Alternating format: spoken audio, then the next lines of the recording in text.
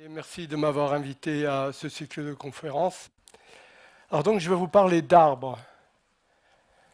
Les arbres font partie de notre environnement quotidien, ils font partie de notre patrimoine écologique, mais également culturel et historique.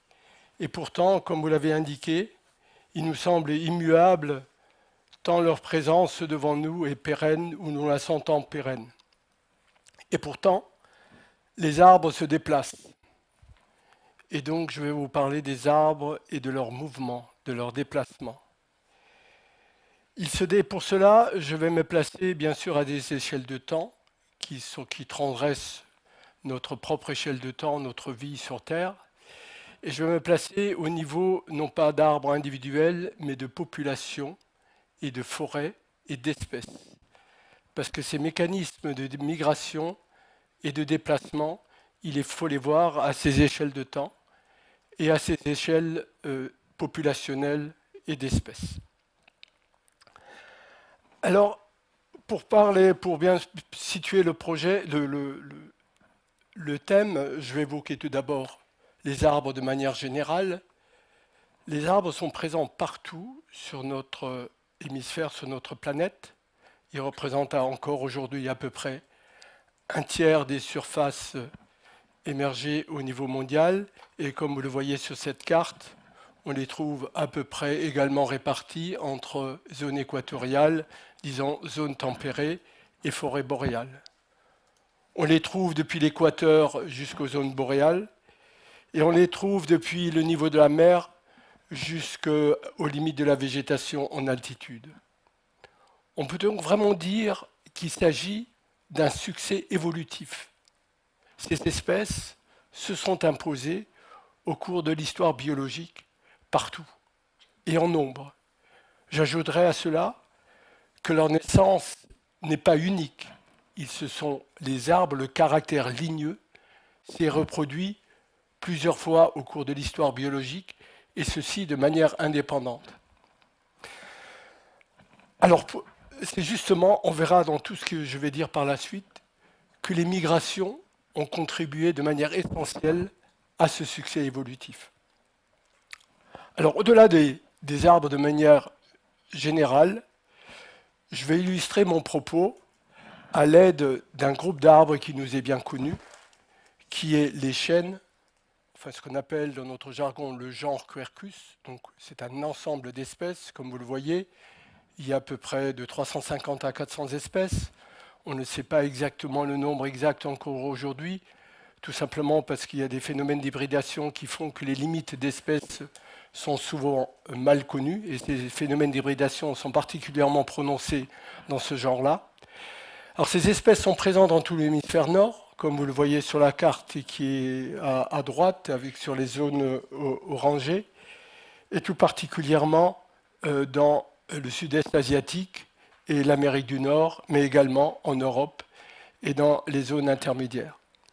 Alors les chênes sont particulièrement intéressants d'un point de vue évolutif parce qu'ils ont laissé des restes fossiles en nombre partout à la surface de la planète, ce qui permet donc de reconstituer leur histoire assez facilement.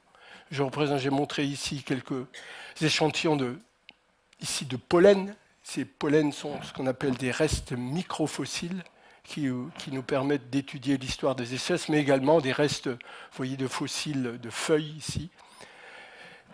Et les chênes se caractérisent partout sur le niveau mondial, notamment par leurs fruits qui sont partout des glands. Une autre illustration est de la répartition du genre Quercus au niveau mondial. Vous avez ici le nombre d'espèces, au moins telles que les botanistes les ont répertoriées jusqu'à présent. Et on constatera tout de suite que l'Europe est particulièrement appauvrie en espèces quand on compare les chiffres européens par rapport aux chiffres nord-américains ou du sud-est asiatique. Il y a de l'ordre de 5 à 10 fois plus d'espèces dans ces deux autres continents, et nous verrons tout à l'heure qu'il y a des raisons historiques et évolutives à cela.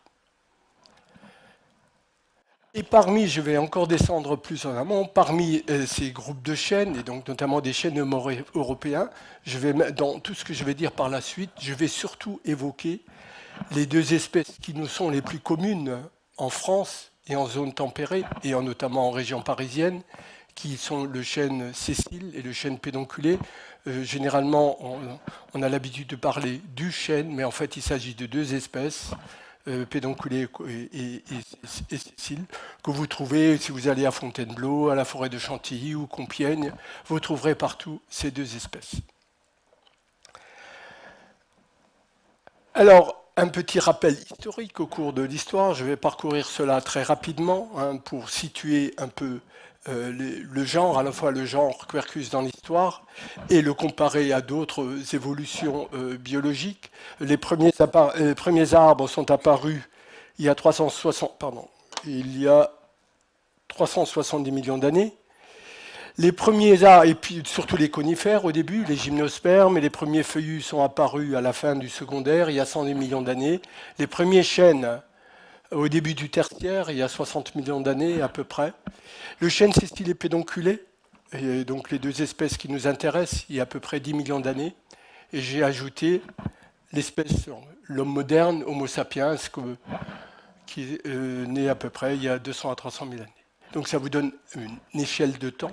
Donc les chênes auxquels on s'intéresse, les espèces ont bien sûr vécu beaucoup plus de changements environnementaux que notre propre espèce a vécu. Et donc ces changements environnementaux, comme on le verra par la suite, ont stimulé, ont suscité des mouvements de migration à l'échelle des continents. Quelques exemples. Ici, j'évoquais tout à l'heure de restes fossiles. Vous voyez la qualité ici des fossiles conservés. Ceci est une image ici de fossiles de l'Oligocène, donc qui ont plus de 30 millions d'années. Vous avez de chatons mâles, de chênes. Vous avez ici une photo de chatons actuels. Et vous avez ici les... Donc, ceci est tout simplement un exemple de restes fossiles qui finalement nous aide à reconstituer l'histoire de ces espèces. Et donc, le scénario évolutif des chênes est le suivant. Le genre est né en Asie du Sud-Est et à la fin de l'Éocène, et donc il y a à peu près 50 millions d'années, a migré dans deux voies. Il s'est diversifié tout en migrant vers l'ouest. Alors ici, c'est la carte vraisemblable de la planète à l'Éocène. C'est ce qui explique que vous ne retrouvez pas ici la carte de l'Europe qui nous est familière. Donc une migration vers l'ouest, et puis une migration vers l'est, en passant par le détroit du Bering, parce qu'à l'époque, le climat était beaucoup plus doux et permettait ces transgressions. On pense aussi qu'il y a eu des migrations par ce qu'on appelle le passage transatlantique entre finalement le Canada, le Groenland et ce qui était la Phéno-Scandinavie. Mais ces voies de migration ici sont moins bien établies. Voilà, on est déjà dans les migrations, mais sur des échelles de temps beaucoup plus longues. Mais je vais surtout m'intéresser à des migrations beaucoup plus récentes qui ont eu trait au cours du Quaternaire, parce que c'est celles qui sont le mieux documentées. Alors, le Quaternaire est caractérisé par des changements climatiques de grande ampleur. À la fin du Tertiaire, le climat s'est globalement refroidi en Europe et a connu des vagues successives d'air glaciaire et d'air interglaciaire, donc d'air très froide et d'air plutôt chaude. C'est ce qui est représenté ici par cette échelle de temps. Nous sommes ici, donc, et on remonte sur 450 000 ans, ici sur l'axe des X. Vous avez en l'axe des Y ici les variations de température, et vous voyez des cycles réguliers d'air blanche ici, figurées en blanc, qui sont très froides, et d'air chaude, qui sont figurées en gris. Grosso modo, une ère glaciaire durait de l'ordre de 100 000 ans, et une ère interglaciaire chaude durait à peu près de l'ordre de 10 000 ans. Nous sommes actuellement ici, vers la fin, normalement, d'un ère interglaciaire. En principe, d'ici quelques millénaires, nous devrions aller, si tout se passe bien, et si nous, pardon, et si nous n'avons pas bousculé le climat, nous devrions aller de nouveau vers une ère glaciaire. Alors, ces variations climatiques ont eu des profondes conséquences, bien sûr, sur le vivant, et en particulier sur les plantes, sur les végétaux, mais également sur les animaux, tout simplement parce que les conditions climatiques ont varié de manière considérable en Europe. Et les conditions de milieu aussi. Vous voyez ici à quoi ressemblait l'Europe pendant une période chaude, donc une période actuelle. Donc tout ce qui est vert est propice à la végétation. Donc vous avez des forêts un peu partout en Europe tempérée, etc. Mais vous avez ici la carte équivalente pendant une période glaciaire. Donc la moitié de l'Europe, tout d'abord, était couverte de glaciers, notamment le nord de l'Allemagne jusqu'en Scandinavie, également les îles britanniques. Le centre de l'Europe, ce qui nous est, disons, l'Europe tempérée, était constitué de steppes et de toundra, et donc totalement inhospitalier à la végétation. Donc pendant ces périodes froides, très froides, les seuls refuges possibles à la végétation étaient le sud de l'Europe. Donc le sud de l'Europe, quoi, la péninsule hispanique, l'Italie, les Balkans et finalement la Turquie. Et en fait, quand on regarde le sud de l'Europe était morcelé. C'était des zones finalement qui étaient géographiquement séparées et les espèces ne pouvaient plus communiquer. Donc pendant les périodes froides, toutes les espèces, les plantes et les arbres et les animaux ici étaient limités, contraints au sud de l'Europe. Le climat se réchauffait et les arbres et les espèces migraient de nouveau au nord. Et ce mouvement de yo-yo s'est fait de manière récurrente pendant pratiquement une vingtaine de fois autour du Quaternaire. L'homme, lui, n'a connu que la toute dernière période. Il n'a connu que la fin du glaciaire et la période chaude actuelle.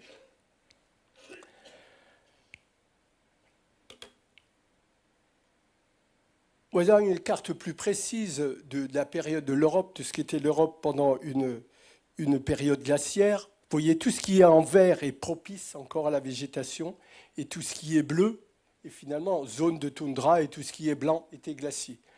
Vous noterez aussi que les côtes, le relief était nettement différent. En particulier, la Manche était comblée. De la même manière que la mer du Nord, il n'y avait qu'une mer intérieure au nord. Et la mer Adriatique était partiellement comblée également. Et le climat, en moyenne, était plus froid, de l'ordre de 6 degrés. Et le niveau de la mer était de l'ordre de 120 mètres plus bas. Donc, c'est des variations de milieu vraiment considérables. Et donc, ces contraintes du milieu, d'une part, le froid pendant les périodes glaciaires, et après, il y a eu une lutte pour la vie, pour la reconquête de l'espace quand le climat se réchauffait. Donc, ça a constitué un filtre sélectif extrêmement fort, et c'est ce qui explique qu'en Europe, il y a eu une extinction, en début du Quaternaire, des arbres à cause de ces contraintes imposées par le climat. À cause de ces contraintes imposées par le climat et aux contraintes imposées par les montagnes, notamment les Alpes, les Pyrénées, les Alpes et les Carpates, qui sont orientées est-ouest en Europe et qui étaient autant de barrages à la migration des espèces. Ce qui n'est pas le cas, par exemple, en Amérique du Nord ou en Asie. En Amérique du Nord, les rocheuses sont orientées nord-sud et les mouvements migratoires se sont faits sans problème. C'est ce qui explique qu'en Europe, nous avons eu une extinction beaucoup plus importante d'espèces qu'en Amérique du Nord ou qu'en Asie. Mais les espèces qui ont survécu ont finalement été sélectionnées par la sélection naturelle imposée par ces contraintes environnementales pour être de bons migrants et pour pouvoir migrer extrêmement rapidement à mesure que le climat se réchauffait. Pour illustrer un peu cette extinction, je reprends la famille des Fagacées, qui nous est commune, auquel appartient donc les chênes. La famille des Fagacées, c'est plusieurs genres. J'ai parlé tout à l'heure des chênes, on a plus de 350 espèces au niveau mondial. Les autres espèces qui nous sont communes en Europe sont les hêtres et les châtaigniers, qui sont moins nombreux en espèces. Mais il y a également d'autres genres que l'on trouve au niveau mondial, qui sont les Castanopsis, les Lithocarpus et les Trigobanalus, c'est des espèces qui vous paraissent au nom un peu sauvages, mais toutes ces espèces étaient présentes en Europe à la fin du Tertiaire. Elles ont toutes, je représente ici le fruit un peu, et les photos un peu de toutes ces espèces, notamment des Lithocarpus qui nous sont moins communs, des Castanopsis et des Trigobalanus. Vous retrouverez des similarités avec des glands. Toutes ces espèces étaient plus ou moins voisines. Et bien, comme je l'indiquais tout à l'heure, toutes ces espèces étaient présentes à la fin du Tertiaire. Et trois genres, les Lithocarpus, les Castanopsis et les Trigonobalanus, n'ont pas supporté finalement ces variations environnementales, notamment au début du glaciaire, des ères, des changements climatiques au début du Quaternaire. Et cette extinction a surtout eu lieu au début du Quaternaire.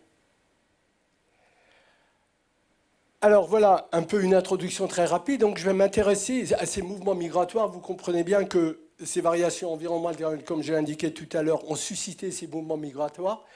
Et à l'aide des pollens fossiles, on peut notamment reconstituer ces mouvements migratoires. Alors, quelques mots tout simplement sur les méthodes que nous utilisons pour étudier l'histoire des espèces. Il y a deux grandes familles de méthodes. Il y a d'une part les méthodes paléontologiques qui consistent à étudier les restes fossiles. Et comme je vous l'indiquais tout à l'heure, parmi les restes fossiles, il y a les grains de pollen. Alors, les grains de pollen ont une enveloppe extrêmement dure qui se maintient dans le sol. Ce qui est dans le pollen se vide finalement avec l'âge, mais l'enveloppe reste et la forme de l'enveloppe est caractéristique de l'espèce. Et donc si vous faites des carottes dans par exemple des tourbières, vous aurez des grains de pollen dans le sol qui témoignent de la présence des différentes espèces qui ont donné ces grains de pollen. Si vous pouvez dater les couches géologiques, vous pouvez à ce moment-là dater la présence d'une espèce donnée à partir de la présence de grains de pollen. Donc ça, c'est une première méthode à partir de ce qu'on appelle la palynologie, l'étude des grains de pollen et des grains de pollen fossiles. Il y a également des macro-restes fossiles. Hein, donc les macro-restes, c'est simplement du bois. Hein, et vous avez ici une forêt, des moignons de forêt, d'une forêt submergée, que l'on peut découvrir sur les côtes, même les côtes bretonnes, où notamment ici la photo est prise dans le pays de Galles. Quand vous avez des très grandes marées, quand la mer se retire très loin, vous pouvez voir encore ces restes de forêts fossiles. Et parce que, comme je l'indiquais tout à l'heure, à la fin du glaciaire, la mer était 120 mètres plus bas et la forêt avait colonisé progressivement toutes ces espaces avant que les niveaux de mer remontent par la suite. Ici, c'est dans le pays du Galles. Ici, c'est au pied de la dune du Pilat. Tout ça a été fait en janvier 2014, quand il y avait une très forte marée. Donc la mer s'est retirée très loin.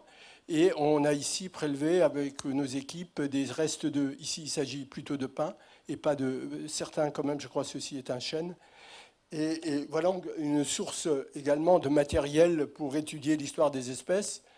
La troisième source qui nous intéresse beaucoup, ce sont ici des restes archéologiques, et des restes archéologiques qui sont constitués par notamment ce qu'on appelle les pieux palafitiques. Les pieux palafitiques sont ces pieux que l'on voit ici, qui soutenaient les premières constructions humaines lors de l'âge de bronze, ces pilotis. Les premières constructions étaient généralement sur des zones lacustres pour se protéger des animaux. Et donc, ces pieux sont restés dans l'eau, et donc l'eau est un excellent milieu de conservation. Et donc aujourd'hui, on peut étudier et retrouver ces pieux ou les restes de ces pieux au fond des lacs, et il y en a des millions. Tous ces lacs, notamment ces lacs périalpins, ont récemment été classés comme héritage UNESCO archéologique. Et ces pieux, comme vous avez ici une carte du lac du Bourget avec tous les points qui indiquent des pieux. Et donc on peut récupérer ces pieux et notamment le fait qu'ils aient été conservés dans l'eau, l'ADN de ces pieux ou de ces arbres est très bien conservé, ce qui nous permet d'étudier ces restes archéologiques pour reconstituer l'histoire des espèces. Alors, ça, c'était les méthodes archéologiques. À côté des méthodes archéologiques, pour reconstituer l'histoire, nous utilisons également les méthodes génétiques par l'analyse de l'ADN. Alors, de l'ADN chez les arbres et chez les plantes, vous en trouvez dans 3 compartiments. Bien sûr, le noyau. Et là, l'ADN est issu du papa et de la maman de l'individu que vous considérez. Mais vous en trouvez également dans les chloroplastes et les mitochondries. Alors, les chloroplastes et les mitochondries sont des organites cellulaires. Les chloroplastes servent essentiellement à la photosynthèse, mais là-dedans, vous trouvez des molécules d'ADN. La particularité des molécules d'ADN des chloroplastes est qu'elle est transmise que par la mère, donc peu par les graines. C'est un peu comme l'hérédité des noms dans nos sociétés. Enfin, en principe, c'était encore le cas jusqu'il y a quelques années, les noms n'étaient transmis que par le père dans nos sociétés. Donc si vous suivez la lignée des noms, vous pouvez reconstituer comment un nom s'est répandu au cours de l'espace ou au cours du temps. Là, c'est pareil. Si vous reconstituez les types génétiques qui sont dans les chloroplastes, vous pouvez reconstituer la manière dont l'espèce s'est dispersée, puisque les chloroplastes ne sont transmis que par la mère, et que la mère transmet les graines, et que les graines dispersent l'espèce. Okay. Si l'homme on a fait un travail un peu similaire, quand on a parlé au tout début, quand on a analysé l'ADN, on a analysé l'ADN mitochondrial, qui chez l'homme est transmis que par la mère. Et c'est comme ça qu'on a parlé de l'ève africaine, de l'espèce humaine, et c'est comme ça qu'on a pu reconstituer génétiquement que l'espèce, que Homo sapiens, était effectivement génétiquement issu d'Afrique. Donc, l'ADN chloroplastique est un moyen, en quelque sorte, d'étudier la dispersion d'une espèce en analysant le polymorphisme génétique de cet ADN. Alors oui, tout ceci c'est simplement pour vous dire que ici j'ai représenté des noms par 2 couleurs. Celui-ci c'est un arbre qui a un nom jaune, celui rouge, enfin c'est les types chloroplastiques. Si celui-ci croise celui-là qui donne un descendant, le descendant aura l'ADN de la mère avec qui c'est croisé. Okay. Donc ce simple mécanisme de transmission des noms nous permet après de redébobiner l'histoire d'une espèce donnée, comme on le verra par la suite. Alors, on avait donc, d'une part, les données historiques, à partir des grains de pollen et des macrofossiles, et d'autre part, les données génétiques. Maintenant, on va assembler ces 2 corps de connaissances pour reconstituer la manière dont ces espèces se sont dispersées, notamment ont migré, au cours du dernier réchauffement climatique, donc depuis le dernier âge glaciaire, il y a à peu près 15 000 ans. Alors, je montre tout de suite les répartitions des pollens, des restes polliniques datés en millénaires. Ici, vous avez la présence, les points verts que vous voyez, c'est la présence de pollen qui date de 15 000 ans, et donc de pollen de chêne, et qui marque donc la présence du chêne il y a 15 000 ans.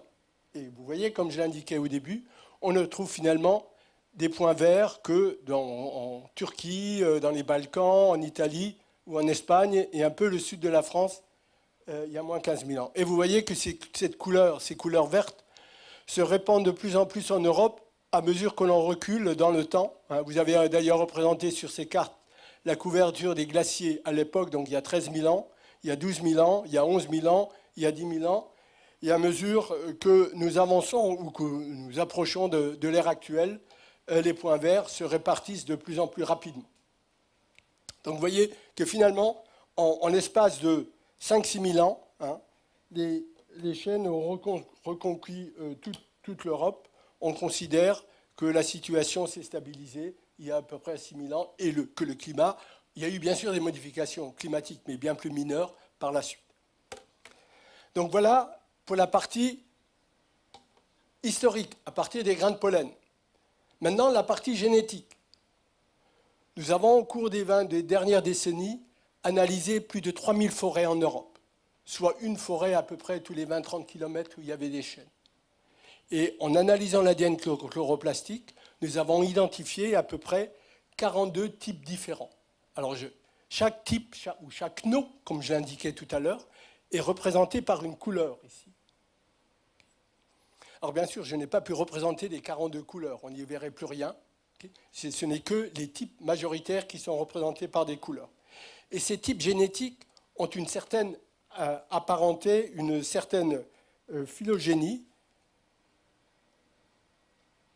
Vous pouvez les regrouper, les 42, en de grandes familles qui ont dérivé les unes des autres. Vous avez ici un arbre phylogénétique qui finalement retrace la généalogie de tous ces variants, 42 variants, et certains dérivent plus récemment d'autres. Donc vous avez une famille verte ici qu'on appelle la famille D, une famille B, enfin jaune, etc. Il y a finalement 5 grands types en Europe. Et si vous regardez où se trouvent ces 5 grands types, vous les voyez répartis de manière continue, d'est en ouest. Et même si vous regardez par exemple que la zone, les types qui appartiennent des lignées, enfin les types qui appartiennent à la lignée B, à la lignée jaune, vous les voyez ici, il y a trois types, les jaunes eux-mêmes, les oranges et les blancs, et vous voyez qu'ils sont tous présents, pratiquement, à l'ouest d'une ligne qui va finalement, disons, de Perpignan à quelque part je sais pas, en Lituanie, et tout ce qui se trouve à l'ouest de cette ligne appartient à cette lignée occidentale, la lignée B. Si vous regardez la lignée rouge, la lignée centrale qu'on appelle C, vous voyez ici que les types sont les différents types, celui-ci, l'haplotype 2 et 3 et l'amplitude 1 qui appartiennent à cette lignée centrale. Ils sont en Europe centrale droit depuis le sud jusqu'au nord. Et si vous regardez le dernier, le type bleu, alors il est beaucoup plus ubiquiste. On le trouve à la fois en Europe orientale, mais également en Europe centrale, beaucoup plus répandu. Donc il est vraisemblable, pour reconstituer toute cette histoire, si maintenant on assemble la datation et d'autre part les types génétiques, on peut donc retracer les voies de migration. Les jaunes sont tous issus d'Espagne, sont montés droit au nord jusqu'en Scandinavie et ont envahi également les îles britanniques. Les rouges viennent d'Italie, sont allés droit au nord, ont passé par les Alpes. Et finalement, les bleus sont venus de l'Est et ont contourné finalement par le nord les obstacles que constituaient les Carpates et les Alpes et sont redescendus vers le sud jusque vers les Pyrénées. Voilà donc très rapidement retracé un peu ce qui s'est passé au cours des 15 000 dernières années. Alors ça s'est schématisé sur cette figure-là. On est donc parti d'une population refuge, d'une soit présente en Espagne, d'une autre présente en Italie, d'une autre présente dans les Balkans. Le climat se réchauffait, les espèces ont migré vers le nord, mais il y en a, elles sont également restées sur place, puisqu'on les trouve encore aujourd'hui. Donc sur place, il a fallu s'adapter au climat, et celles qui suivaient vers le nord ont bien sûr migré et qui, en quelque sorte, ont suivi le climat. Et puis, il y a eu très peu d'extinctions, du moins, c'est sur celles qui ont survécu les premières extinctions au début du Quaternaire. Alors là, jusqu'à présent, j'ai résumé un peu cette histoire. Maintenant, on va regarder de manière un peu plus mécanique comment cette migration s'est faite. Okay. On a reconstitué de manière événementielle ce qui s'est passé, comment l'Europe a été recolonisée, mais comment la migration, quels sont les mécanismes qui conduisent à cette migration? Alors je vais rappeler ici quelques rappels de biologie que nous avons tous eus à l'école primaire et également à l'école secondaire. En fait, la migration résulte de trois phénomènes qui s'empilent les uns sur les autres. Chez les plantes, vous avez d'une part la dispersion du pollen. Un arbre libère ses gènes, les transmet à un autre arbre. Il y a deuxièmement un croisement, donc le pollen d'un arbre croise un autre, forme un individu qui lui-même est dispersé. Ça devient une graine et la graine est dispersée. Donc si je décompose ce mouvement de dispersion globalement, si je raisonne de manière globale, non seulement la dispersion d'un individu, mais la dispersion de l'information génétique, je dois donc intégrer ces trois éléments. Donc je vais revenir un peu sur ces trois éléments, à la fois la dispersion du pollen, le croisement et la dispersion des graines. Et je vais les voir de manière inverse parce que ça suivra ce que je viens d'indiquer en introduction à mon exposé. Alors, premièrement, donc voilà les trois parties que je vais regarder maintenant, qui sont le corps de ma présentation et qui expliquent un peu comment se sont faites ces migrations. Donc, la colonisation, ce qu'on vient juste de voir, la dispersion après le maximum glaciaire, la recolonisation de l'Europe. Donc là, il s'agit clairement de dispersion de graines. Alors, je vais remontrer les cartes que j'ai montrées tout à l'heure d'une autre manière. C'est la même chose que vous avez vu tout à l'heure en vert, mais qui vous retrace la vitesse à laquelle c'est passé. Il y a 15 000 ans, les chaînes étaient là, 13 000, 6 000, voilà, on en est pratiquement à ce qu'on observe aujourd'hui. Une autre manière de présenter cela est de le représenter par tranche annuelle. Voilà où se trouvaient les chaînes il faut ajouter 2000 ans parce qu'ici c'est exprimé par rapport à l'ère chrétienne, disons, donc c'est 15 000 ans, 13 000 ans, 14 000 ans, 13 000 ans, 18 000 ans, etc. Vous avez donc par tranche de 1000 ans la présence des chaînes. Et vous voyez d'ailleurs qu'il s'est allé beaucoup plus vite à l'ouest. Dès qu'on est passé par les Pyrénées, c'est allé très vite, alors qu'ici, la migration était beaucoup plus contrainte par les obstacles que constituaient les montagnes, Carpates et Alpes. Alors, oui, ce qu'on peut dire, voilà. On peut, à partir de ces cartes et de toutes ces cartes de migration, estimer une vitesse. À quelle vitesse tout ça s'est fait? Quand vous faites ces calculs, vous arrivez à des chiffres qui sont de l'ordre, en moyenne, de 400 mètres par an. Il y a des périodes où c'est allé plus vite parce que le climat ne s'est pas réchauffé de manière graduelle et constante. Mais globalement, en moyenne, ça s'est fait de l'ordre à la vitesse de 400 mètres par an. Et cette vitesse, nous avons essayé de la comparer à ce qu'on savait du vecteur de migration. Les glands sont essentiellement transmis, soit par des oiseaux, par les jets, soit par des rongeurs. Et on connaît un peu la dispersion par ces vecteurs biologiques.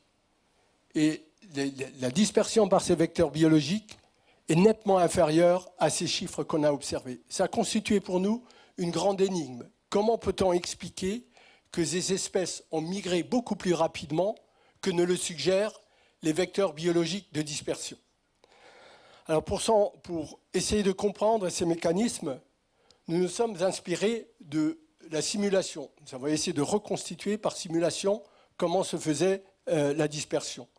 Alors ceci est représenté sur ce schéma-là. On considère une aire de répartition d'une espèce. En blanc, l'espace est libre. Et voici où se trouvent les arbres. Et donc le sens de migration est dans ce sens-là. On simule cela avec une courbe de dispersion qui est calée sur ce qu'on sait des disperseurs, soit le jet, soit les rongeurs. Et donc, on mesure la vitesse de dispersion et on aboutit à peu près à ce qu'on voulait trouver ici, en l'occurrence, qui était de 100 mètres par an pour les jets. Du coup, on a également simulé un deuxième scénario en reprenant la même diffusion qu'on a vue tout à l'heure, dispersion par des rongeurs, mais de temps en temps, et même de manière très rare, on a imaginé que des glands étaient dispersés à très longue distance en amont du front de diffusion. Alors c'est représenté ici par ces îlots. Vous avez de nouvelles populations qui se créent. Et ces nouvelles populations ont leur propre développement démographique. Et donc, à force de se développer démographiquement, vont se coalescer. Et du coup, la migration globale va résulter à la fois de la coalescence de ces îlots, plus le mouvement de diffusion lui-même. Et si ces événements, donc à très longue distance, se réalisent à des probabilités de 5 pour 1 million, eh bien, ce système accélère considérablement la vitesse globale de migration. Si les résultats de ces simulations montrent que la diffusion toute simple résulte à une vitesse de l'ordre de 100 mètres par an, la diffusion plus la dispersion à longue distance, mais même à des événements très très rares, aboutit finalement à l'ordre de 400 mètres par an.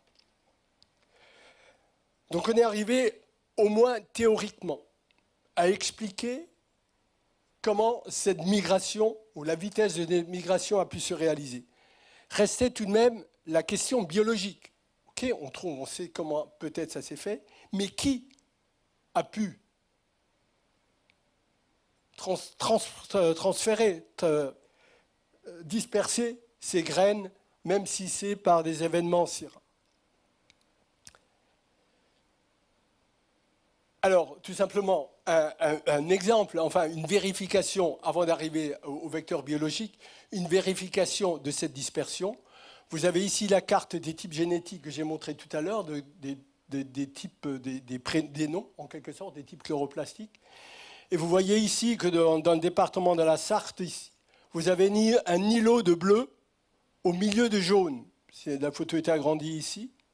Et donc, on ne peut imaginer cet îlot de bleu que par la migration de bleu venant d'ici à cet endroit-là. Donc, très en amont du front où il y avait en fait des jaunes. Alors, la question, je reviens à ma question tout à l'heure. OK, ça s'est fait peut-être par des dispersions à longue distance, même très rares, mais qui a pu le faire? Et c'est que là, nous pensons que l'homme a contribué à cette dispersion. Pourquoi? Parce qu'à cette époque, à la fin de l'ère glaciaire, l'homme est arrivé un tout petit peu avant la fin de l'ère glaciaire, l'homme se nourrissait également de glands.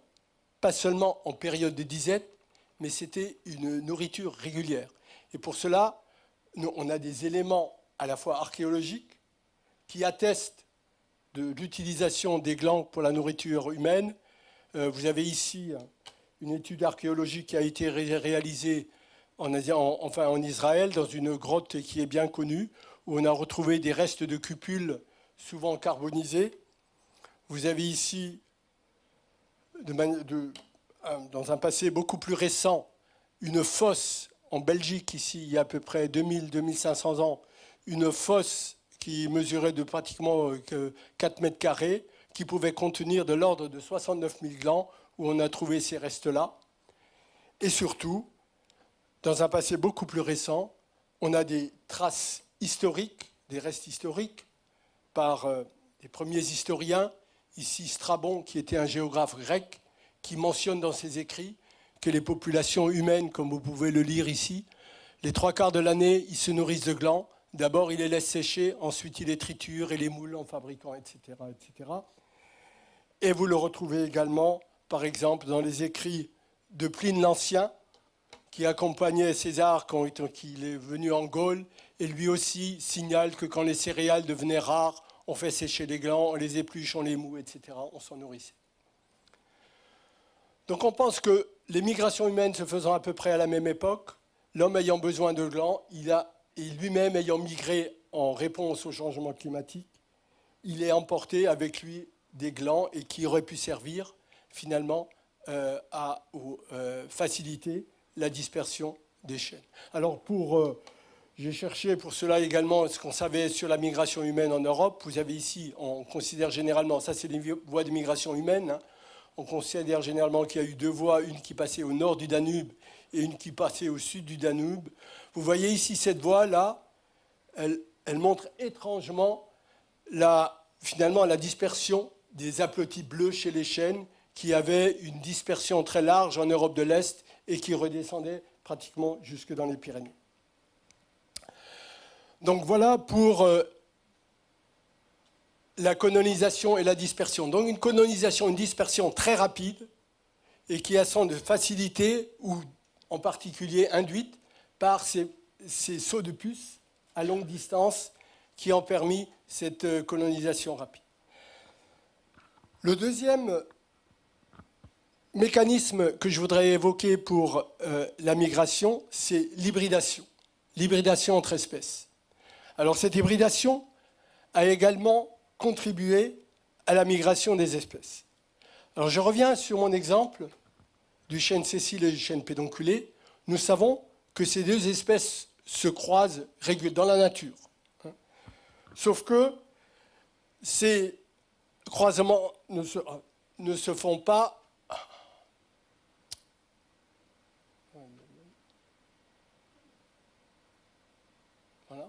Sauf que ces croisements ne se font pas de manière symétrique, à savoir que c'est le pollen de sésile qui pollinise plus facilement les ovules que le pédonculé, plutôt que l'autre sens, que le pédonculé ne pollinise le sésile. La deuxième chose que nous savons, c'est que quand les espèces sont présentes dans les mêmes forêts, elles partagent le même génome chloroplastique. Elles ont le même nom. Je reviens ici sur cette carte que j'ai déjà montrée tout à l'heure, donc qui est le centre de la France, où vous retrouvez Orléans, Angers, etc. C'est donc le bassin de la Loire, et où nous avons fait cette cartographie génétique. Et vous avez ici la carte des répartitions des types pour le chêne sésile et la répartition des types pour le chêne pédonculé. Et vous voyez que quand les deux espèces occupent les mêmes forêts, elles ont exactement le même nom. Qu'est-ce que cela veut dire? Ça veut dire qu'au cours de leur histoire, il y a eu de l'hybridation et que ça a été un phénomène récurrent, répété, qui a contribué à leur évolution. Alors comment cela s'est fait? Alors je résume ce scénario, il y a d'autres éléments génétiques, mais je vais directement au résultat. Nous savons que le chêne pédonculé, ici en vert sombre, est une espèce plus pionnière que le pédonculé. Plus pionnière, ça veut dire quoi? Ça veut dire qu'elle est une espèce de pleine lumière, qu'elle est présente plus rapidement quand l'espace est dégagé et qu'elle colonise plus facilement. Le chêne sésile a un tempérament plus post-pionnier et tolère un peu plus de lumière, donc il est généralement en retrait. Et donc je représente ici, de manière schématique, les aires du chêne pédonculé en vert sombre et l'aire du chêne sésile. Lors de la colonisation, le chêne pédonculé se disperse. Il y a des glands qui sont dispersés par le jet. Il crée donc une nouvelle population de chêne pédonculé. Le chêne pédonculé avait un nom rouge, le chloroplaste rouge, le chêne sésile un chêne jaune. Je rappelle qu'aujourd'hui, quand ils sont dans les mêmes forêts, ils ont la même couleur. Donc, le chêne pédonculé, quand il colonise,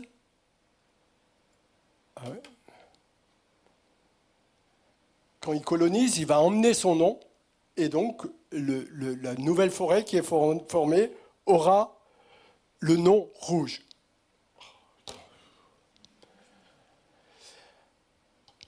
Après, donc, le chêne pédonculé s'est installé. Comme je l'indiquais tout à l'heure, le chêne sésile envoie son pollen à plus longue distance et pollinise le pédonculé. Il crée donc une population hybride. J'ai mis une couleur un peu plus intermédiaire entre les deux verts pour indiquer que c'est des hybrides. Mais l'hybride, lui, comme il va prendre le nom de la mère, il va prendre le nom du pédonculé. Donc l'hybride va être rouge aussi.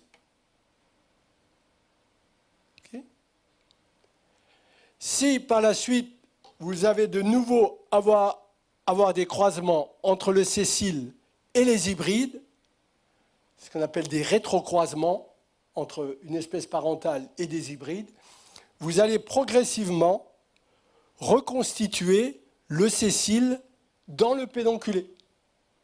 Donc le sésile, lui, il suit le pédonculé, il est emmené par le pédonculé, non pas par graines, mais grâce au pollen. Il se ressuscite en quelque sorte à chaque fois dans le pédonculé. Donc on a ici il migre, donc du coup, par pollen, grâce à ce phénomène d'hybridation et de rétrocroisement unidirectionnel entre l'hybride et la population parentale.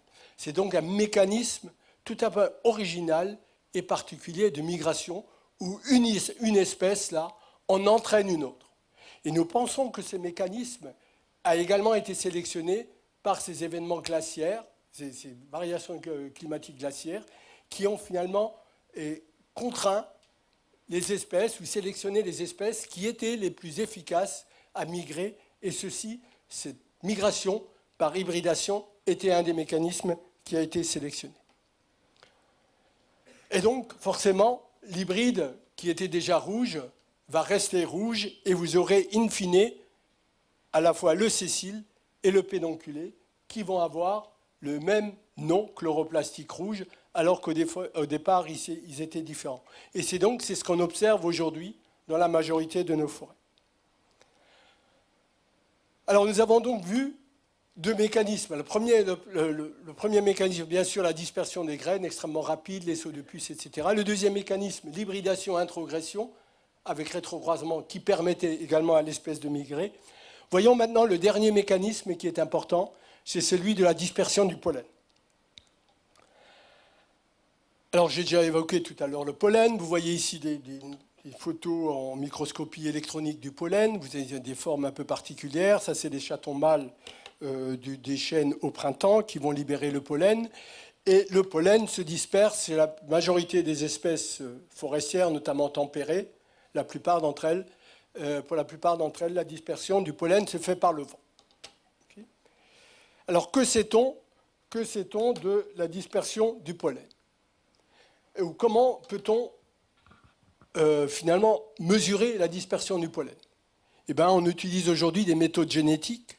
Donc on analyse des petits chênes en forêt ou même des graines et on compare l'empreinte génétique, ce qu'on recueille, l'empreinte ADN chez les graines ou chez les petits chênes, et la compare à tous les arbres adultes qui sont autour et on essaie de trouver papa et maman qui ont contribué par des empreintes génétiques. C'est comme ce qui se fait en criminologie en quelque sorte.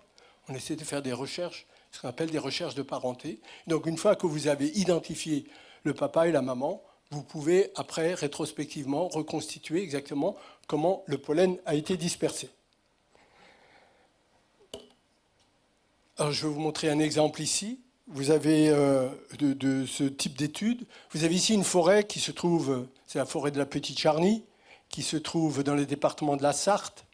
Tous les petits points indiquent des arbres qui avaient de l'ordre de 100 ans, adultes. Alors vous avez les deux espèces, en rouge c'est le chêne pédonculé et en vert c'est le chêne pédonculé. Il y avait à peu près l'ordre de 262 arbres adultes sur une surface de 5 hectares. Ces arbres se sont reproduits, se sont croisés entre eux, puis on les a coupés, les arbres adultes, et puis il s'est donc constitué une régénération de petits, dans la deuxième génération, et où il y avait plusieurs milliers d'individus, et nous avons génotypé, enfin recueilli l'empreinte génétique sur 2500 descendants. Et pour chacun des descendants ici, on a essayé de savoir où était là-dedans le papa et la maman. Okay. Par exemple, voici un arbre, l'arbre mère rouge ici, que vous trouvez au milieu. Okay. Et voilà tous les descendants autour qu'il a donnés, soit en tant que père, soit en tant que mère. Okay. Par analyse génétique. Inversement, vous pouvez vous poser la question inverse. Je prends ici, c'est toujours la carte de la même forêt, je prends un individu par an ici et je regarde par qui il a été pollinisé. Et les traits relient tous les arbres mâles qui ont pollinisé cet arbre femelle qui se trouve là au milieu. Mais dans 47% des cas, pour cet arbre-là, on ne trouvait pas le papa. Pour le 47% des graines récoltées sur cet arbre, on ne trouvait pas le père. On ne savait pas d'où venait le pollen. Sans doute de l'extérieur, évidemment. Et pour cet arbre-là, on ne le trouvait pas pour 64%. Donc si on résume tout cela, on peut construire une courbe de dispersion du pollen qui montre, ça c'est la probabilité d'être fécondé par un arbre avec la distance de l'arbre mâle. Et on constate donc que la majorité des parents mâles se trouvent dans un rayon, disons, de quelques centaines de mètres. Mais ça c'est le cas pour 42% des grains de pollen identifiés, mais pour 58%, on ne trouve pas le parent. Donc il faut imaginer, ça veut dire qu'il faut imaginer cette courbe extrêmement plate et extrêmement longue, avec des probabilités de contribution de parents mâles pouvant provenir de plusieurs kilomètres. Donc en fait, la dispersion du pollen résulte de deux phénomènes. Un phénomène purement gravimétrique dû au poids du grain de pollen qui est dispersé par le vent. Et puis il y a des événements de turbulence du vent qui peuvent amener le grain de pollen à être apporté dans des très hautes couches de l'atmosphère où il peut aller à très longue distance. Alors ce sont les travaux d'un collègue américain qui ont permis cela, et notamment des travaux de simulation. Vous imaginez ici un couvert forestier, ceci ce sont des arbres ici, et donc des mouvements d'air qui passent sur ce couvert forestier, sur la canopée, et puis vous pouvez avoir, dû aux irrégularités du couvert et au mouvement de turbulence de l'air, ce qui s'appelle des phénomènes d'éjection du pollen qui peut être emporté dans les hautes couches de l'atmosphère. Et dans les hautes couches de l'atmosphère, le pollen peut aller à très longue distance, parce que les mouvements d'air sont beaucoup plus importants. Du coup, ces analyses, alors ça n'a pas été fait sur chaîne ici, mais avec ce collègue américain, nous avons essayé d'estimer la dispersion ici en 36 heures, après un point de libération de pollen. Vous voyez ici dans Caroline du Nord, vous voyez la distance à laquelle le pollen a pu être dispersé de plusieurs centaines de kilomètres. Cette dispersion peut se réaliser, donc, oui, pratiquement plus de 200-300 km en l'espace de 36 heures. Donc ça veut dire que le pollen, alors c'est la minorité du pollen, mais elle reste viable. Okay. Donc ça veut dire que le pollen peut aller à de très longues distances. Donc, si je résumais un peu ces mécanismes de dispersion qui ont contribué à la migration des chênes, je peux dire que la colonisation est extrêmement rapide grâce aux œufs de puce que j'évoquais tout à l'heure. Ça, c'est le temps. Au-delà de l'heure? Ah, pardon. Ah non, non, il reste encore, pardon. L'hybridation, donc j'ai appelé ça autostop, c'est une espèce qui en entraîne une autre avec elle. Et puis après, le flux de pollen, c'est également cette dispersion à très longue distance. Alors, je vais en arriver à ma partie un peu conclusive. Et dans cette partie conclusive, je vais évoquer finalement deux questions. Je vais d'abord m'interroger sur cette propension à la dispersion chez les chênes. Pourquoi ces espèces sont si efficaces pour la dispersion? Au-delà de l'occupation spatiale et démographique, de l'expansion démographique, y a-t-il d'autres intérêts évolutifs à cela? Et puis, je vais quand même me poser la question actuelle. Enfin, nous vivons un changement climatique également, et donc on peut raisonnablement se poser la question, que se passe-t-il aujourd'hui en matière de migration? Est-ce que les arbres se déplacent, comme on l'a vu ici au cours de changement climatique post-glaciaire? Est-ce qu'ils se déplacent également aujourd'hui avec le changement climatique que l'on connaît? Donc je vais aborder ces deux parties dans ma partie conclusive. Alors, les conséquences un peu de la dispersion. Quel intérêt ces espèces ont à être si efficaces en termes de dispersion? Bien, si on regarde ça un peu de manière plus générale, les migrations contribuent à un brassage génétique. Vous avez vu tout à l'heure ces mouvements migratoires vers le centre de l'Europe, venant de différentes zones refuges. Donc cette migration contribue à la rencontre de lignées différentes et contribue donc à un brassage génétique plus important. Et ce brassage est lui-même une source de diversité. On crée de la diversité. Et la diversité, elle-même, est le fuel, finalement, le combustible sur lequel joue l'évolution. Il n'y a d'évolution possible et d'adaptation que si une population est diversifiée et polymorphe. Donc je ne vais pas aborder, nous faisons actuellement des études un peu le long de cette lignée ici. Je n'ai pas le temps aujourd'hui d'évoquer tout cela, mais j'évoquerai simplement le passage à la diversité. Le passage de la diversité à l'évolution, à l'adaptation est un autre domaine de nos recherches, mais je vais évoquer ce soir surtout ce passage, disons, migration, brassage, diversité. La diversité, aujourd'hui, elle se mesure. Depuis que l'on sait séquencer le génome, on sait mesurer de manière objective la diversité en comparant les séquences d'ADN par exemple, de deux. Alors, quand je parle de diversité, je n'ai pas précisé cela. J'entends diversité intra-espèce, intraspécifique. Qu'est-ce que cela signifie? C'est la diversité qui existe entre deux personnes humaines tirées au hasard dans une population. Si on séquence leur ADN, on peut comparer leurs molécules d'ADN et les changements qu'il y a, et ça permet de chiffrer une diversité. Okay? C'est ça la diversité génétique. Donc on peut aujourd'hui le faire pratiquement pour toutes les espèces dont le génome a été séquencé. On peut le faire en particulier donc, pour l'homme. Bien sûr, ça a été fait depuis les débuts des années 2000. Hein. Le génome de l'homme est constitué de 3 milliards de caractères que j'ai représentés ici. Hein. Le génome du chêne est un peu plus petit. Il représente un peu moins qu'1 milliard de caractères. Il vient d'être, nous avons récemment séquencé l'année dernière. Et donc, on peut, en utilisant ces séquences, comparer des individus différents, soit des arbres différents dans une forêt, soit des individus de population humaine, enfin deux individus tirés dans cette salle et comparer leurs différences du génome. Et donc, ça donne une idée de la diversité génétique qui existe. Et bien, quand on regarde cela, il n'y a pas photo. C'est le cas de le dire. Il y a 4 fois plus de diversité génétique, les molécules d'ADN, entre deux arbres tirés, entre deux chênes tirés au hasard dans une chaînette, qu'entre deux hommes tirés au hasard dans une population. On ne dirait pas, vous me direz, tous les arbres se ressemblent à l'aspect, etc. Mais ils sont beaucoup plus polymorphes. Et ce polymorphisme leur sert par la suite à s'adapter aussi. Non seulement à migrer, mais également à s'adapter.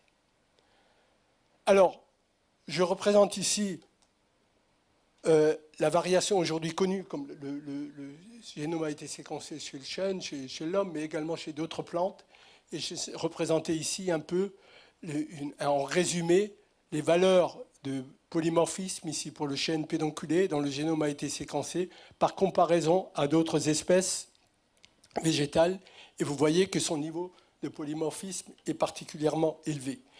Non seulement il est élevé, mais l'espèce a gardé son polymorphisme même aux limites de l'aire de distribution.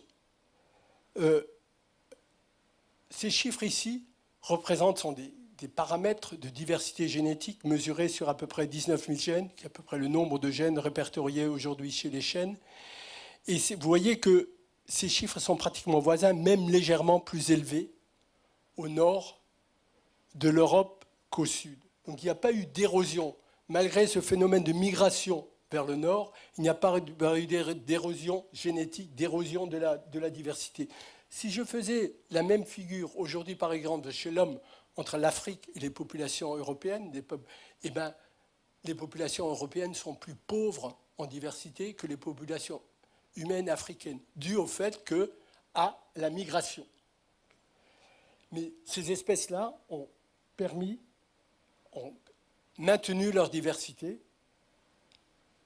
en particulier, alors pour l'Europe ici, ça s'explique, ah mais non, pardon, je n'ai pas cette diapo, enfin cela s'explique en particulier par les raisons historiques, comme je vous l'ai montré dans une diapo précédente. L'Europe centrale est constituée en fait, est un point de rencontre de différentes lignées qui sont venues d'Espagne, d'Italie et d'Europe de l'Est et qui se sont rencontrées ici. Donc l'Europe centrale est en quelque sorte un melting pot de diversité résultant de cette histoire, notamment de cette histoire des glaciations où les populations étaient contraintes au sud de l'Europe. Donc voilà la première. À quoi sert la diversité? À quoi sert l'immigration? L'immigration, au-delà de l'occupation de l'espace, de l'expansion démographique, servent aussi à créer de la diversité qui peut alimenter l'adaptation. La deuxième question que je voulais me poser en conclusion était celle de la migration actuelle des espèces. On a un changement climatique qui est en cours depuis quelques décennies. Qu'est-ce que l'on sait? Est-ce qu'on note déjà des migrations? Est-ce que ces espèces se déplacent? Alors pour ce faire, je ne vais pas prendre l'exemple du chêne Cécile pédonculé parce que nous n'avons pas les données. Mais par contre, je vais illustrer mon propos ici avec le chêne vert. Alors le chêne vert est une espèce, un chêne méditerranéen que vous trouvez surtout en Côte d'Azur, en Languedoc-Roussillon, mais vous le trouvez également sur une frange côtière atlantique depuis Bayonne pratiquement jusqu'au golfe de Morbihan, sur quelques petits kilomètres, parce qu'il y a un microclimat d'allure beaucoup plus méditerranéenne. Ben, nous avons étudié pendant ces dernières années la répartition du chêne vert dans ces forêts côtières, et je vais illustrer cela par les cartes qui sont montrées ici, notamment dans la forêt domaniale d'Ourtin, donc dans les Landes, dans le nord des Landes de Gascogne, et dans la forêt domaniale de Lonne-sur-Mer qui se trouve dans les Charentes. Vous avez ici les parcellaires des forêts, enfin la répartition, les petits des cartes que vous voyez sont les différentes parcelles des forêts, et pour cela nous avons épluché les domaines, les documents d'aménagement forestier. Les forestiers, quand ils aménagent une forêt domaniale, décrivent la composition en espèces de toutes les parcelles, et quand vous avez accès à ces documents, vous pouvez donc reconstituer la présence d'une espèce dans les différentes parcelles. Et en vert se trouve indiquée la présence de chênes verts, donc depuis le début du XXe siècle jusqu'à la fin du XXe siècle. Et vous voyez que vous avez une avancée progressive vers l'intérieur des terres. Alors, on a essayé à chiffrer cela un peu assez grossièrement. On arrive à des chiffres qui sont de l'ordre de 3 km par 100 ans, ou de 30 mètres par an. Ce qui est très inférieur, que vous avez vu tout à l'heure, à la dispersion naturelle autour du post-glaciaire, qui est de l'ordre de 400 mètres par an, mais j'y reviendrai tout à l'heure. Alors voilà ce qu'on a déjà constaté. Alors qu'est-ce qu'on pourrait dire pour l'avenir? Alors qu'est-ce qu'on pourrait dire pour l'avenir? Pour là, on s'inspire finalement de simulations, et de simulations de ce qu'on appelle l'enveloppe climatique. Alors je vais reconstituer cela dans la diapo, dans des différents éléments de cette diapo. Ceci, c'est la distribution actuelle du chêne Cécile. Okay? Avec le climat actuel, les inventaires forestiers vous indiquent la présence du chêne Cécile en Europe. Voilà sa carte de distribution. Sous le climat actuel. Je me pose la question, dans 100 ans, selon certains scénarios du GIEC, où se trouve le climat équivalent du chêne aujourd'hui? En d'autres termes, où se trouve le climat que l'on trouve sur cette ère-là? Où est-elle dans 100 ans? Selon différents types de scénarios du GIEC. Alors ça, c'est un des scénarios relativement doux. L'ère du chêne est celle qui est toujours en jaune actuelle, plus l'ère verte, qui est celle qui est désormais propice, dont les conditions climatiques seraient propices en 2080 au chêne. Par contre, dans la partie en rouge, le climat ne serait plus propice à l'espèce. Vous avez différents scénarios ici, jusqu'au scénario extrême, où vous voyez pratiquement que, finalement, tout l'ouest de l'Europe, le chêne ne pourrait plus être président. Enfin, les conditions climatiques ne seraient plus favorables au chêne. Ça ne veut pas dire que le chêne sera absent, mais ces simulations, les conditions climatiques ne seraient plus propices au chêne. Donc ça veut dire que si le chêne devait suivre le changement climatique à la même vitesse, il faudrait qu'il migre au moins de cette distance-là. Donc d'où ma dernière diapo qui donne quelques chiffres sur les migrations, disons, des chênes en limite de l'air. D'une part, les migrations qui seraient prédites à partir des simulations pour les 100 ans à venir, c'est ces chiffres-là. On a vu que la partie rouge s'étendait de 100 à 500 km à l'est. Okay. Ça, c'est la migration qui est fournie par les données historiques polyniques, celles que j'ai montrées au début, la migration post-glaciaire. Nous avons mis 400 mètres par an, soit 40 km en un siècle. Ça c'est le chiffre de celle que l'on observe actuellement par l'exemple du chêne vert. Alors, je ne dis pas que ceci est strictement comparable. Vous comprenez bien que les conditions actuelles à la fois de l'espace, de l'aménagement du territoire, ne sont pas celles qui existait à l'époque de recolonisation post-glaciaire. Mais l'ordre de grandeur, ou les différences d'ordre de grandeur sont telles qu'on peut aisément conclure que les espèces actuelles ne pourront pas suivre par migration naturelle la vitesse de changement du climat dans l'espace. Alors j'ai un dernier mot, finalement j'arrive à un dernier mot de conclusion. Donc j'espère vous avoir convaincu que la migration finalement était un mécanisme essentiel au vivant, indispensable au vivant, absolument nécessaire au maintien des espèces et à leur survie. Finalement, que nous soyons chênes, baleines, bactéries, Homo sapiens, zèbres, nous avons tous été, à un moment donné de notre histoire, des migrants, voire des envahisseurs. Et c'est grâce à cela, je dirais, que nous avons survécu. Nous avons vu aussi que, de temps en temps, il a fallu qu'une espèce en aide une autre pour pouvoir migrer. C'est l'exemple du chêne Cécile, ou du chêne pédonculé, pardon, qui a permis au chêne Cécile de migrer. Il y aura sans doute des époques où ces espèces auront besoin d'une troisième espèce. Comme je viens juste de l'indiquer, la migration naturelle ne sera peut-être pas suffisante et il faudra alors que l'homme aide à la migration de l'espèce et donc il ne restera plus pour nous qu'à planter des arbres. Aux arbres, citoyens.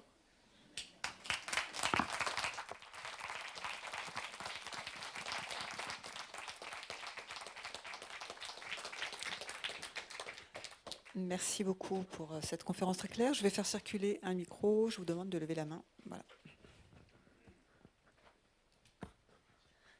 Bonsoir, merci pour cette présentation vraiment très très claire. Moi j'ai une question, en fait j'aimerais savoir si la diversité qu'on observe chez les chênes par rapport aux humains, est-ce qu'elle serait due au fait que ce soit plus facile pour eux de s'hybrider entre espèces? Parce que nous, si on veut s'accoupler avec un ours, je ne crois pas que ça donnerait quelque chose de viable comme c'est possible avec les plantes. Est-ce que vous pouvez nous en dire plus? Merci. Parlez dans le micro, s'il vous plaît. Parlez dans le micro. Alors déjà, dans l'espèce humaine, ce n'est plus possible. Nous n'avons plus, dans notre genre, il n'y a plus qu'une seule espèce.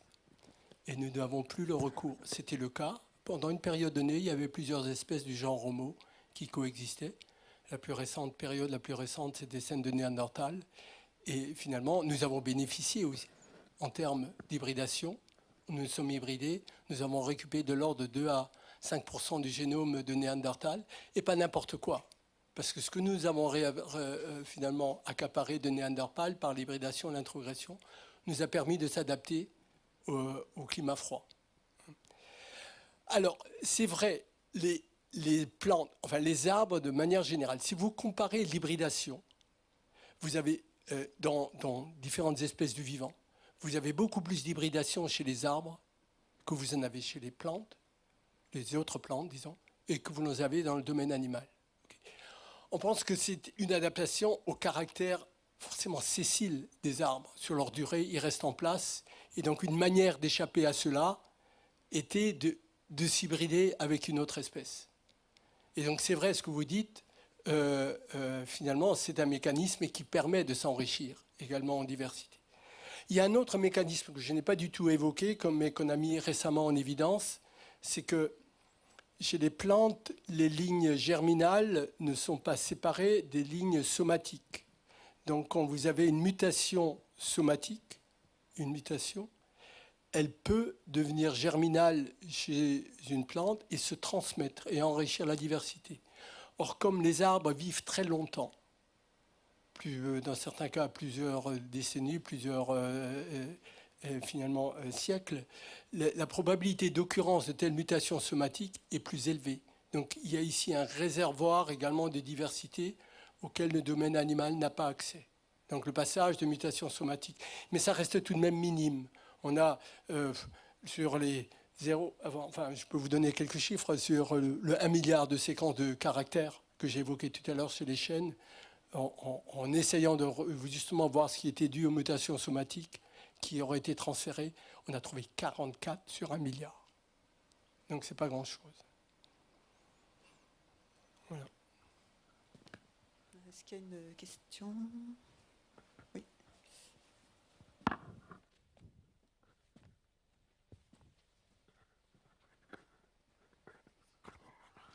Oui, bonsoir monsieur, merci pour votre exposé passionnant, très clair.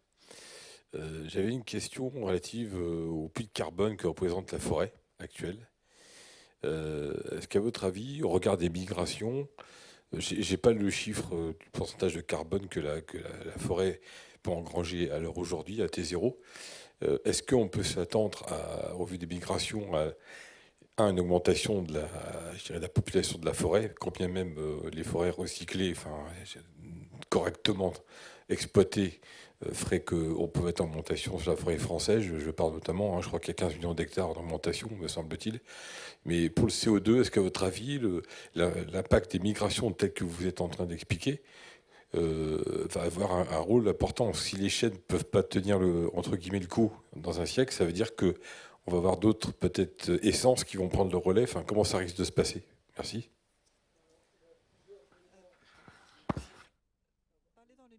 Plusieurs éléments de réponse à votre question.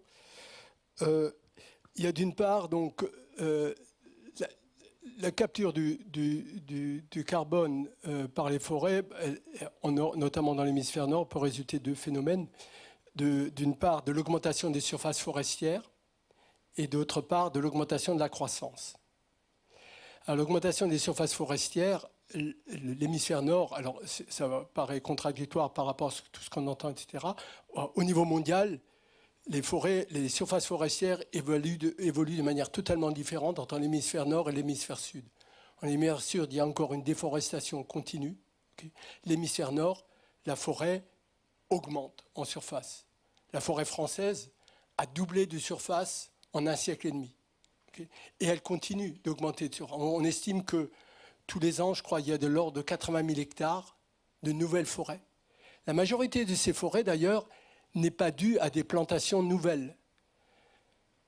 La majorité de ces forêts est due à une recolonisation, une renaturalisation d'espaces libérés par l'agriculture, notamment dans les zones montagnardes. Si vous allez dans les Pyrénées, dans les Alpes, vous allez voir des pâturages qui sont abandonnés, qui sont très rapidement, naturellement colonisés. Un peu à l'instar de ce que j'ai montré à l'époque post-glaciaire. C'est quelque chose qu'on peut voir aujourd'hui à l'échelle de quelques années. Donc il y a d'une part, il y a l'augmentation des forêts, et d'autre part, les forêts, notamment dans l'hémisphère nord, et plus vous allez à nord, plus ça va être prononcé, n'ont jamais autant poussé. Les arbres poussent plus qu'ils ne poussaient il y a un siècle, presque par un facteur 2. Dû d'une part sans doute à l'augmentation de CO2, donc du changement climatique, la machine photosynthétique marche plus. Deuxièmement aussi, à cause d'une pollution d'éléments à base d'azote, qui sont des effluents que vous allez retrouver au niveau volatile dans l'air et qui vont être lessivés par les pluies et se transformer en quelques fertilisants presque dus à la pollution pour les arbres. On ne sait pas faire la part des choses, mais on note cette augmentation de croissance partout. Alors si vous cumulez ces deux effets, on estime que les forêts pourraient finalement capter de l'ordre de 16% de ce que nous relarguons en gaz à effet de serre. Okay. Et on ne pourra pas... Enfin, alors après, la question, le grand point d'interrogation, ça reste les forêts du Sud. Le problème, c'est que autant les forêts peuvent être un puits de carbone, autant elles peuvent également être une source de carbone, notamment en cas de déforestation. On estime que les déforestations dans le sud, dans l'hémisphère sud, relarguent autant de carbone que tout le secteur des transports au niveau mondial. La déforestation au Brésil ou la déforestation en Indonésie, etc. Donc aussi longtemps qu'on n'aura pas limité cette déforestation-là, l'utilisation des forêts, alors, elle a quand même du vertueux de planter des arbres, notamment dans l'hémisphère nord où c'est mieux contrôlé, etc. Mais aujourd'hui, il y a beaucoup de politiques incitatives, les accords REDD au niveau mondial, pour limiter la déforestation dans l'hémisphère sud.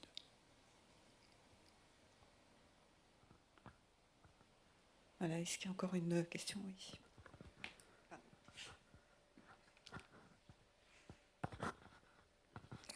Bonjour, merci pour cette conférence, c'était très clair, hein. J'avais une petite remarque sur le fait que j'avais lu dans un livre, c'était la 6e extinction, où on disait que finalement la migration forcée, qui est aidée par l'être humain, n'arrangeait pas forcément les choses parce que ça augmentait la diversité localement, mais globalement ça l'a diminué. Et je voulais savoir qu'est-ce que vous en pensez, hein. Oui, c'est un peu le grand débat. On appelait ça à un moment donné également l'homogénocène. Au lieu de parler d'anthropocène au niveau biologique, on évoque des fois l'homogénocène, c'est-à-dire finalement la redistribution du vivant au niveau mondial ne fait qu'homogénéiser la diversité. Ça, c'est une vue à court terme. Parce que si vous introduisez, par exemple, pratiquement un tiers des plantes que vous avez en France actuellement, sont d'origine introduite depuis le Moyen-Âge, okay, mais venant d'ailleurs.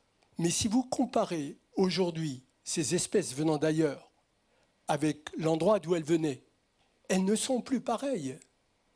Elles ont elles-mêmes évolué ici.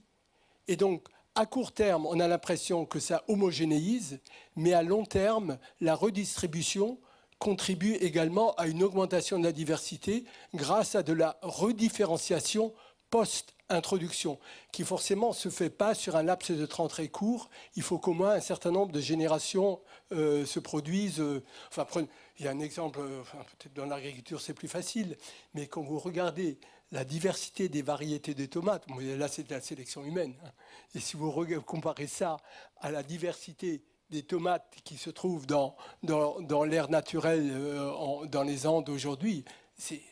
Et ça, c'est parce qu'on l'a redistribué partout, mais on l'a sélectionné dans des orientations différentes, alors là par l'homme, mais on peut imaginer que ça peut se faire également par sélection naturelle pour des espèces non domestiquées. Et donc, la sélection naturelle post-introduction peut de nouveau redifférencier et créer de la diversité.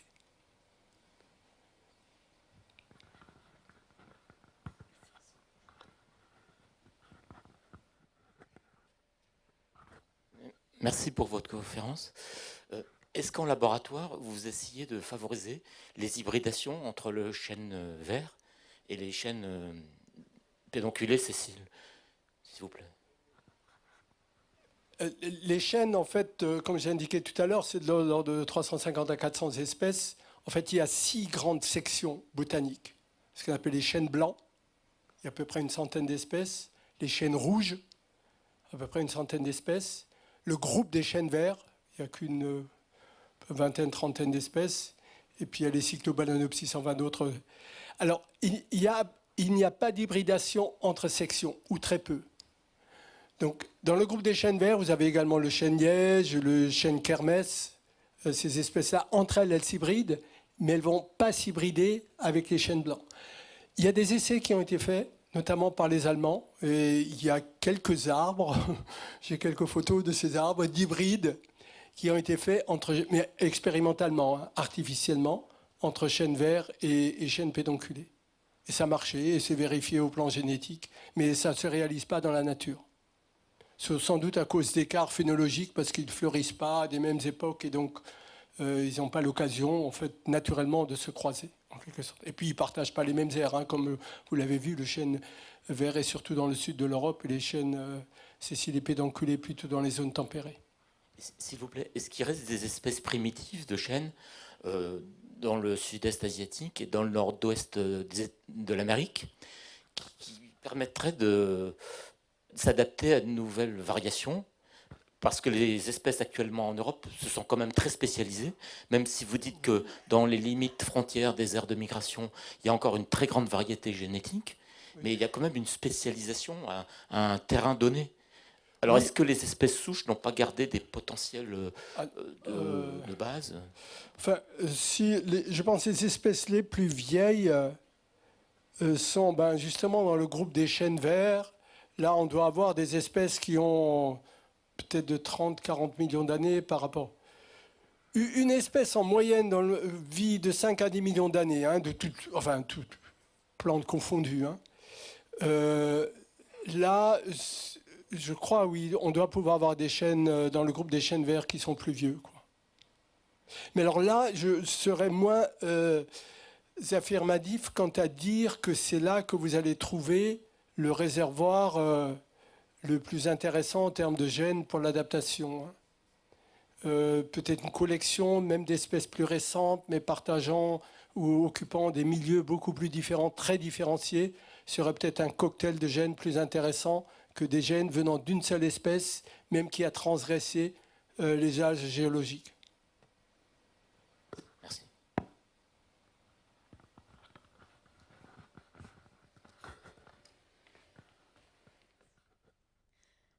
J'ai encore une petite question. En fait, est-ce que vous savez quand est-ce qu'on aura les résultats de la migration du chêne pour savoir à quelle vitesse il migre pour vraiment comprendre quelles sont les conséquences du réchauffement climatique sur ces espèces? Vous parlez des migrations actuelles. Oui. Alors ça, c'est très difficile à mesurer. Hein. Il n'y a pas des études qui sont si, faites? si, nous, on fait des inventaires démographiques. Mais le problème, c'est que vous pourrez peut-être capter le phénomène majeur qui est, enfin, le phénomène au moins numériquement qui est majeur comme la diffusion. Mais quand la migration est faite de petits événements très rares à très longue distance, qui peuvent avoir in fine une conséquence très importante sur la migration globale, pour les piéger, ces événements-là, ça va être très compliqué, quoi. Il faut des milliers d'années. Et donc, oui, ou alors avoir des réseaux d'observation.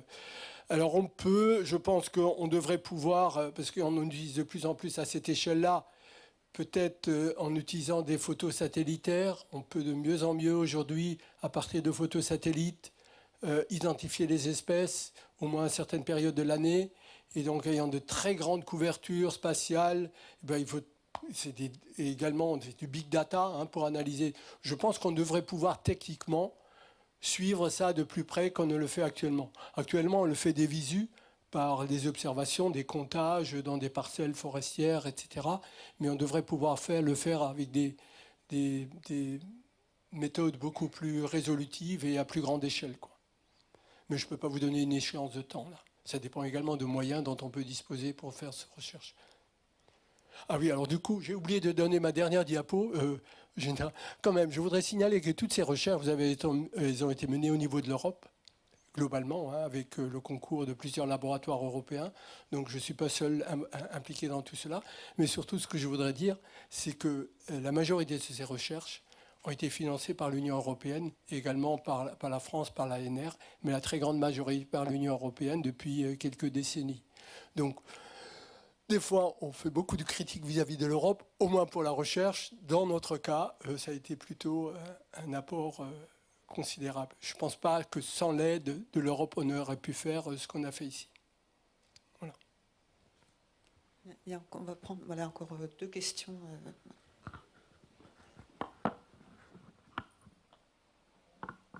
Bonsoir.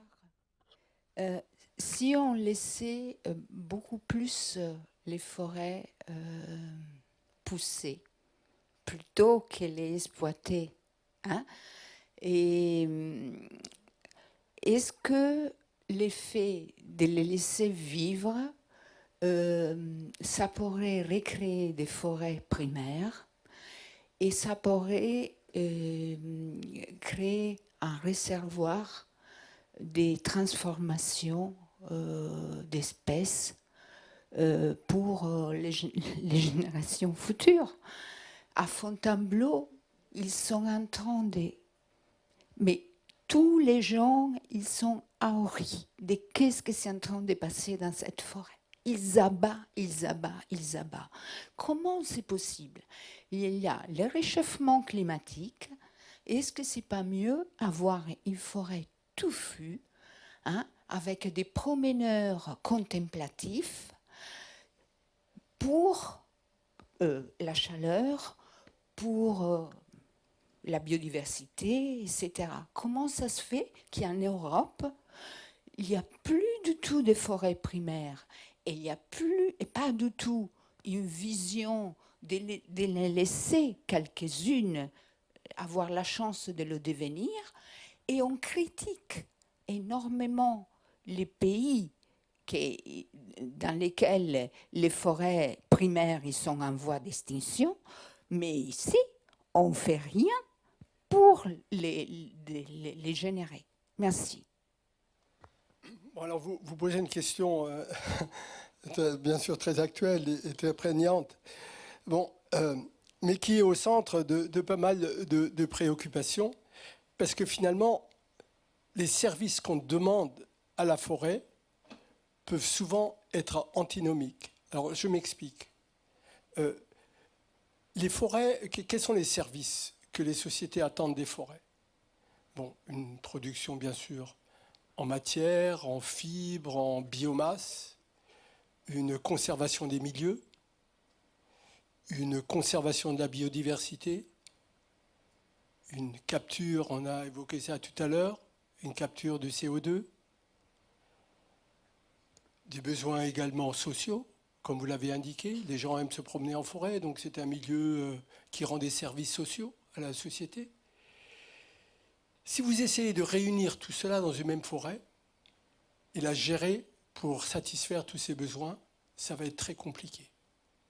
Alors, soit, si vous voulez faire capter du carbone, il faut faire fonctionner la machine biologique, produire de la biomasse, et le plus vite possible et pendant le jeune âge. Et là, vous allez être efficace pour stocker du carbone.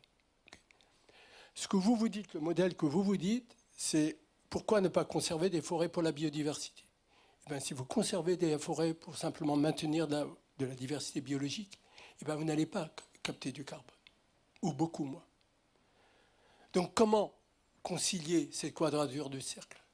Alors nous, en Europe, on a un passé historique de sylviculture et les forestiers, finalement, gèrent leur forêt avec un dogme de, comment on appelle ça, de forêt multifonctionnelle, où on essaie de concilier tout cela.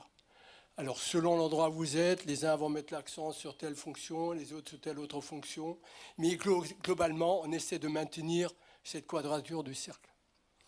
Il y a des pays qui raisonnent totalement différents, notamment les pays neufs. Alors, je prends un exemple qui répond précisément à votre cas, en Nouvelle-Zélande et en Australie.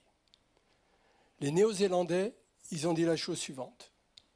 Nous, notre forêt, des espèces qu'on en a, des espèces autochtones, indigènes, on les sanctuarise. Mais attention, c'est pas fini. C'est pas fini.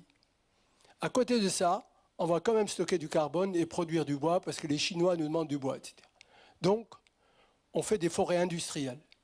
Et donc, à côté de la forêt naturelle, on a installé des champs, comme des champs de maïs, des champs de bois. Des arbres qu'on fait fonctionner, des espèces exotiques la plupart du temps, de l'eucalyptus, des pins américains qu'on fait fonctionner à fond la caisse pour produire du bois. Et donc on maintient ces deux concepts séparés. Okay. La forêt naturelle, où on gère, on conserve la biodiversité, et une forêt artificielle ou totalement artificialisée. On y met des intrants, comme de l'agriculture. C'est de la sylviculture intensive et des rotations de l'ordre de 10 à 20 ans. Et on fait tourner la machine. Au Brésil, c'est pareil. Le Chili fait la même chose. L'Argentine fait la même chose. En France aussi? Ah ben oui, en France aussi. Vous avez des modèles comme ça. Vous avez le modèle peuplier, le modèle pin des Landes. C'est cela, c'est des forêts artificialisées. Et des Douglas. Okay. Et donc, voilà. Et à côté de ça, vous avez également des forêts où on va mettre le pendule en Europe plus du côté de la conservation de la biodiversité. Alors je m'étonne un peu, quand même, la forêt de Fontainebleau, je ne sais pas si on fait beaucoup de coupes rases, je n'y suis pas passé récemment. Voilà. Okay. Donc voilà. Donc, j'attire votre attention sur le fait que ces préoccupations sont présentes, je pense, chez les forestiers. Seulement, il faut prendre conscience que les fonctions qu'on demande peuvent être antinomiques et qu'on peut avoir des vues totalement différentes qui, réunies ensemble, peuvent répondre aux demandes, aux demandes de la société. On va prendre une dernière question. Ah d'accord, ben voilà, vous avez répondu à la question. Ah, encore une, ben alors on va quand même prendre une dernière question.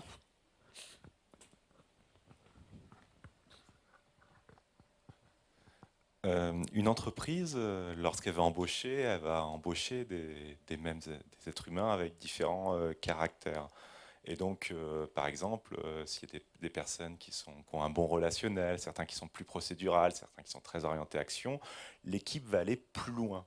Là, j'ai l'impression que vous avez beaucoup parlé de la génétique au niveau de l'arbre en tant qu'individu. Mais est-ce qu'il y a des études qui prennent, par exemple, un ensemble par exemple, de chênes qui ont des caractères génétiques avec un peu différents, qui fait que on pense par groupe de chênes. Vous voyez ce que je veux dire? Au même titre qu'il y a une équipe d'êtres humains qui va aller plus loin, s'il y a une certaine combinaison de diversité, est-ce qu'on peut dire qu'un groupe d'individus d'arbres vont avoir certaines caractéristiques qui font que collectivement, ils vont aller plus loin? Alors, peut-être pas chez les chênes, parce que chez des arbres qui ont des rotations très longues, de l'ordre de 200 ans ou 150-200 ans, comme les chênes, il n'y a pas de sélection génétique. Parce que on n'essaie pas de créer des, comment dire, des phénotypes bien particuliers qui ont des propriétés bien particulières, tout simplement parce qu'on ne sait pas raisonner à cette échelle de temps qu'est-ce que nos sociétés dans 200 ans vont vouloir. C'est comme aujourd'hui, on utilise des chênes, qu'est-ce qu'on en fait aujourd'hui? On en fait des mérins pour des barriques. Mais la majorité des chênaies ont été installés par Colbert il y a 200-300 ans, pour en faire, enfin il y a 300 ans, pour en faire des bois de marine. Donc lui, il aurait raisonné en... Je vais essayer de faire installer des chênes qui vont devenir... On me dit des bois de marine, alors que finalement on utilise du bois de mérin. Donc pour les espèces qui ont des rotations enfin, très très longues, on n'a pas cette préoccupation. Par contre, pour des espèces à rotation plus courte, j'évoquais tout à l'heure les pins, alors là, on fait de la sélection orientée vers certaines caractéristiques, mais on maintient, on fait un compromis entre une propriété au niveau optimal, qui peut être la densité du bois, la hauteur, et en maintenant une diversité suffisamment large. Il y a toujours cette préoccupation que la diversité est finalement une assurance vis-à-vis de l'avenir. Donc on essaie de maintenir une diversité. Mais si vous la maintenez trop large, vous perdez en optimalité. Donc c'est un compromis optimalité-diversité. Elle est plus présente, par exemple, chez les arbres, dans les programmes de sélection génétique d'arbres, qu'elle n'est, par exemple, chez les plantes ou chez les animaux domestiqués, où on va vers des propriétés souvent très particulières. Là, dès le départ, il y a un maintien d'une diversité, et puis on maintient des populations, des collections d'arbres qui ont ces propriétés complémentaires.